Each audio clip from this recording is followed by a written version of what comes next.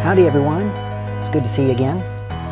I know I already posted a little timeout, a little coffee break if you will, already today, but it seemed appropriate that I take a moment and take a time out to come back and discuss something I've been thinking a lot about today. And I guess the best place to start is when I first woke up this morning. I woke up and I immediately grabbed my phone to see what time it was and see if there were any messages that I needed to address. And I noticed on social media that I was already reminded that today we are remembering the anniversary of 9/11. And my immediate thought about that was, my goodness, it's already 9/11 again. It's been 19 years since that incident happened.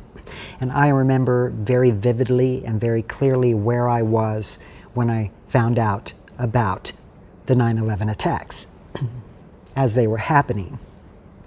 I'm sure many of you probably have done the same thing. You can remember exactly what you were doing. And for me, I was living in Arizona. I was going back to college, and I was sitting on my front porch studying for some class assignment when I heard the phone ring and someone was calling me. A friend of mine was calling me, and I didn't pick up the phone. I just let the answering machine pick up. But I heard that they were calling in and leaving a message. So I went in and I checked the message, and it said, "Alan, turn on the television. The Twin Towers have just been hit by a plane." So I went in and I turned on the TV and I watched the footage of this event unfolding right before me. The thing that struck me the most about it all was watching so many people that were in those buildings literally jumping from the buildings. It was horrific. And that will be embedded in my brain for a very, very long time, probably the rest of my life. And I'm sure many of you have stories just like that too, that you have in your mental memory bank.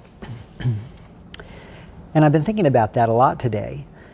I wanted to remember because you never want to forget something like that. We have scrapbooks where we put photos of events and memories that we want to keep and look back on as mementos and wonderful things that happened in our lives. We'd like to go back and revisit and stimulate that memory bank. And that's why we do the scrapbooks, is because we want to remember. And in this case, I think it was very important for us to remember because we were being attacked by outside forces beyond our wildest imaginations, and we were only beginning to learn what that was all about.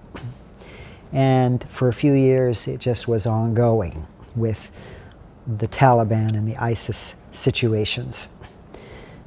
And terrorism. Let's face it, call it what it is. Now, my story with 9/11 goes much further than that because I lived in New York for a long time, and I was there when they first had the original attack on the Trade Center back in the 90s. I think it was 96. And I was in Midtown when they tried to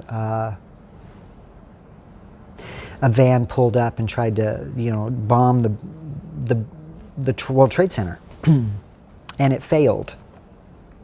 But I remember that vividly, that it happened and where I was also at that time.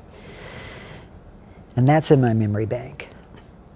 But what really stands out the most about 9/11, which is worth sharing as a part of my story on this day when we are recognizing and remembering that anniversary of that event, is that there was a lady that I worked with as a colleague doing temp jobs in New York in Midtown that I remember working with. And her name was Mary. Her full name was Maria Teresa Caulfield. I didn't know her extremely well, I just worked with her. But I do remember her, and I remember her clearly and what she looked like, and she was a nice lady, and she was funny, and she was sweet as can be. And I know she had 3 children. I believe it was 3 children, maybe 2. And she was married, and she lived, I believe, in upstate New York. So she commuted into the city, I believe.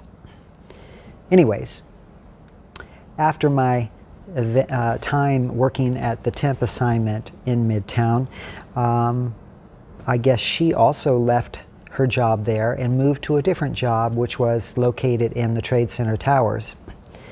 And as it turned out, I found out later, I didn't know this until after everything happened, but she was in the first tower on the very floor where the first plane hit. So she was gone. And I know so many other people who knew a lot of people who were in those towers or around those towers or on the subway going underneath the towers. And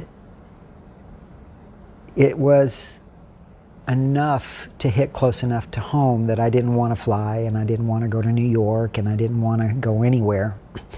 Interestingly enough, I did travel a couple of months after that event in November, going to a conference to work in New Orleans. And as I did so, I was very honored to have two people sitting next to me who were like little angels to me, and they just comforted me all the way from Arizona to New Orleans. And while I was in New Orleans, another plane crashed in New York in Queens right after takeoff in the Long Island Sound. So I was really kind of fearful of traveling at all at that time. Other things I remember of that day happened to be how quiet the skies were. And anytime you looked up, you didn't see any planes, you didn't hear any planes, you didn't hear nothing. It was silent. And it seemed appropriate, but it was odd at the same time. You could hear a pin drop. And the entire airline industry was shut down for a period of time. So those are some of my memories of 9/11 that I wanted to share with y'all, that I had memories of. And it's interesting to me because I remember also back in the 80s taking a trip into New York City from Dallas, Texas, where I was living at the time. And I managed to get a bus ticket on the Greyhound Trailways, and I think I got a round-trip ticket to anywhere in this country for $1.98. I had to take advantage of it, so I took a little vacation and I chose New York City.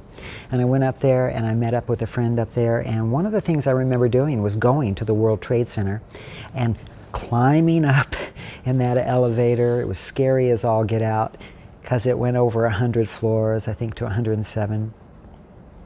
And then you could go outside on the top of that building and look all across Manhattan and New Jersey and Long Island and Staten Island. You could see everything. And it was a clear day the day I went up there. And one of the things that struck me most, besides the fact that I was scared of heights and my knees were wobbly, was that they had set up these nets that kind of jetted out from the top of the building.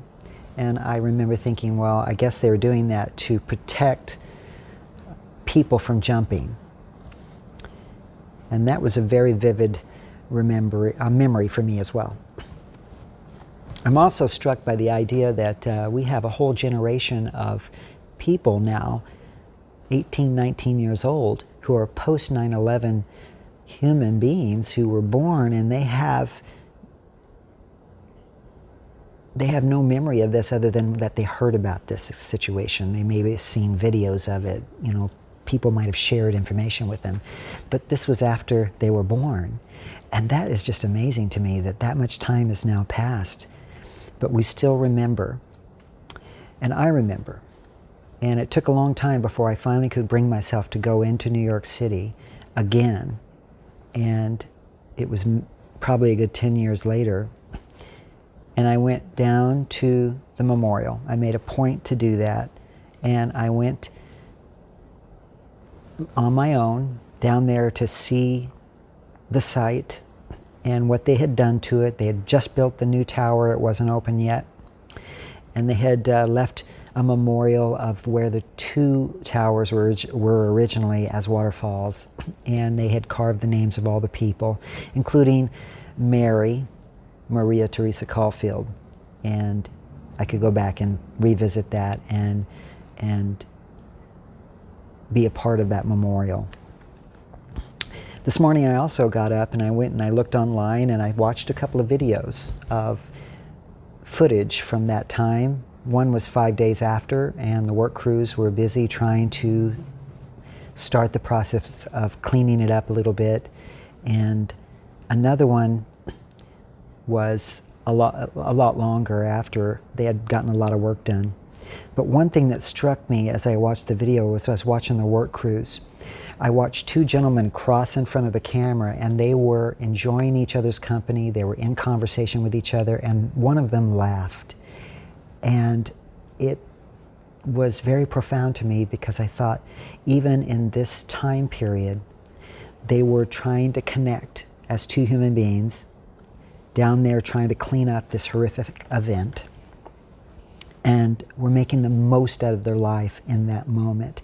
And they were finding time to communicate and to share and to have a conversation and to laugh, to find some sense of humor, to chug forward, chug along, and go forward.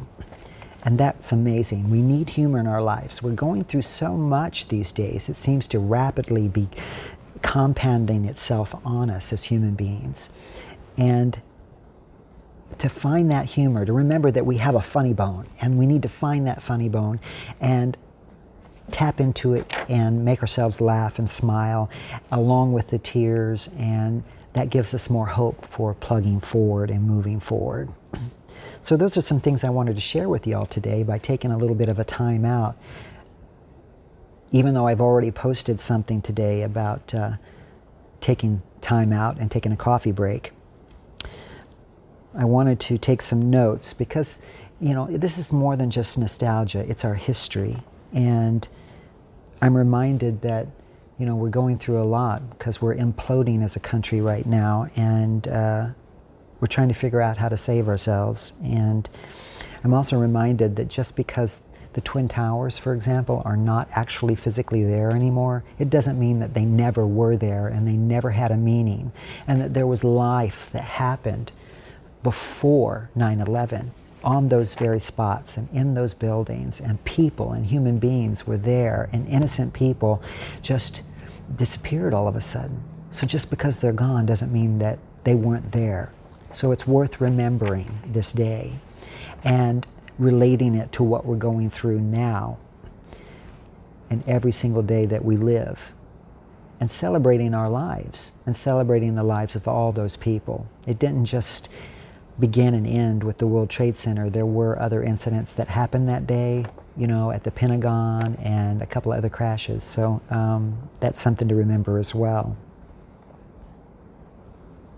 I guess that's all I have to say today. I just wanted to take a few notes and remember some very vivid moments, and to share those with anyone who would listen.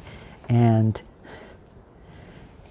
I'd love to hear what other people's experiences were of that time and what their memories were of that time. So please share in the comment boxes below any of your memories and your experiences and things that you think about when you remember 9/11 as it happened 19 years ago, and how it impacted all our lives up to right now here today.